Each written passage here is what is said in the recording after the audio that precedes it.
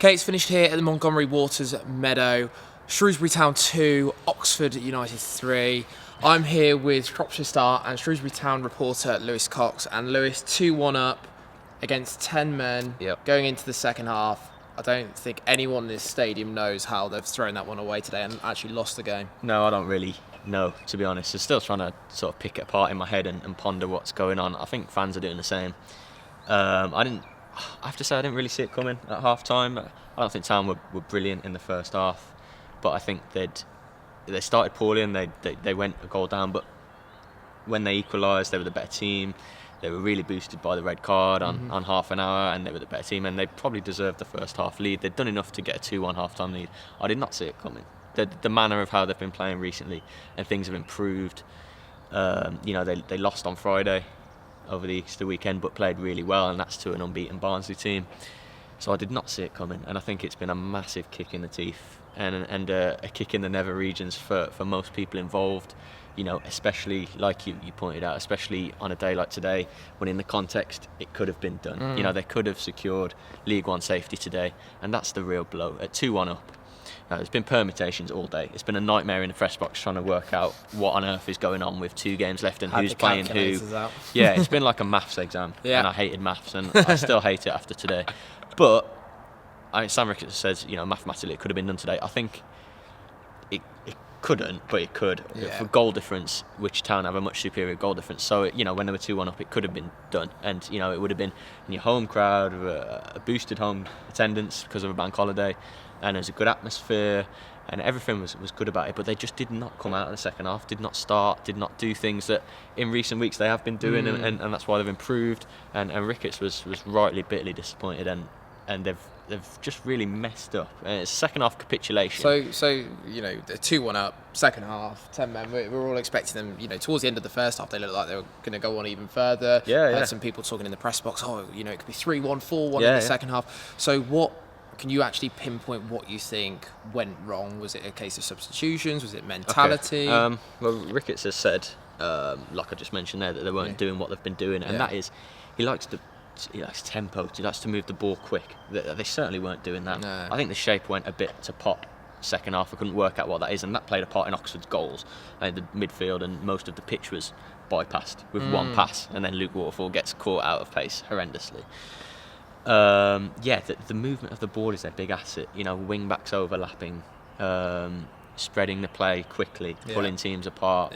Worley and Doherty darting in those areas and feeding the striker, using the width and the overlaps. It happened to an extent in the first half when they got the goal. I'm thinking a Tyrese Campbell overlap for pulls back across for Doherty's goal.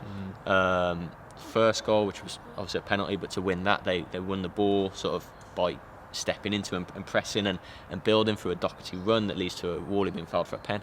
Things that we've been seeing when they've been improving recently with this shape, with Worley and Doherty playing together. None of it happened. Now, whose fault is that? It's the players' fault, really, isn't it? It's the players' fault for not carrying out as they have been. And credit must go to Oxford as well. We're forgetting Oxford here. They're playing really well at the moment. They fought valiantly. Gavin White, I think it is, obviously got his hat-trick. He's done fantastically well. So I think, although the fans are getting, obviously disappointed with Shrewsbury, a lot of credit must go to the visitors.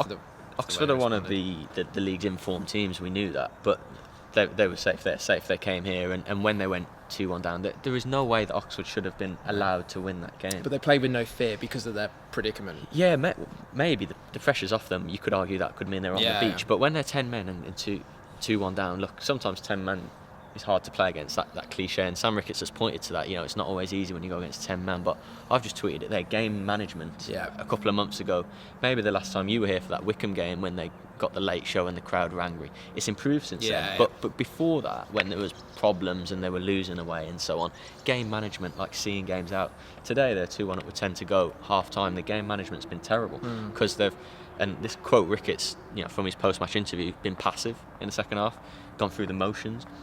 I don't think even a good League One team can be passive or go through the motions and get away with it. But this team that have battled the drop all season and are still battling the drop can certainly not afford to play at 50% because they got torn apart, and when it got to 2-2, there was 2 goals in 5 minutes for Oxford that turned it around, but when it got to 2-2, they didn't really had more of the ball but didn't have a go, didn't make the extra man count. It was all rushed and panicked. It was like all of a sudden, we're 3-2 down, we've messed this up. There was no, it didn't look like getting a 3-3, or it just all went to pot, didn't it? And I don't go on to speak about this, but defensively today, Luke Waterfall's had a bad day. He's had a few this season. He hasn't had one for a while. We all know he's improved. He's had a bad day today. I think Omar Beckles did too. Scott Goldborn for the first goal, which was the opener early in the game, 6 minutes. Poor defensively all over the shop today. And players need to take some blame. I can understand the anger and frustration of the fans at the manager as well. You don't want to overreact, but you feel like it's unravelled the 5 or 6 weeks of good work and good improvements and results. They're still in a good position, and it's still unlikely they'll go down. So we said we had the calculators out. Can you sort of fully explain now where? Not really. They were pretty much safe, weren't they? At 2-1. 2-1 up, yeah. But obviously now they haven't got those 3 points, so it's 4 points the difference. Yeah, they're 4 points clear of the bottom 4 now. So it's obviously it's still with 2 to go. With 2 to go, it's looking like it's going to be okay, but they're just going to be annoyed that they've not. Yeah, they're making hard work. They're making hard work, and they're not doing themselves any favours. They're not winning over any more fans. The same with the manager. Could have made it easy and do it today, and they're applauded off. If they go on to win. Yeah. And it's just there's no pressure after this. This could be damaging psychologically. Yeah. The way it went, and that could, they've got to fight to make sure that doesn't leak into Coventry and Walsall and drag them down. Listen, they're in a position where they could lose both remaining games and still stay up, as are the permutations, and it's all over the place. As Town play at Coventry on Sunday, when other teams, Town could go to Coventry, it could be over from the day the game's days before. They're just making hard work of it, and you're so frustrated because they were in such a good position. Played so well at Barnsley. I did not see this coming, and they've got to take a lot of the stick aimed at them today and hold their hands up, because they weren't good enough. That second half was so poor. This is one of the worst defeats of the season, I think, in the context and the manner of it happening. The second half was so poor. Everyone's disappointed, and rightly so. The fans have a lot to be annoyed about. Still don't think they'll go down because of those permutations, but they should have tied it up today at the latest, and now it's going on to the penultimate game of the season, and a few people have said, does today sort of sum up the story of the season? You could certainly say that. You could certainly say it's been one of a few brief sort of highlights, and that was when Town equalised and went in front and showed what they can do, but ultimate sort of disappointment and ultimate not seeing it out, or not getting over the line, and it feels really flat. And it's a shame, because things have been improved. They look like they were heading in the right direction, and hard one to take today, kick in the teeth, whatever you want to call it. Bad day. Bad day at the office indeed for Shrewsbury Town. 2 games to go, one at Coventry, and then the final day here against Walsall, who look like they're doomed themselves. For all the reaction to today's game, please log on to shropshirestart.com.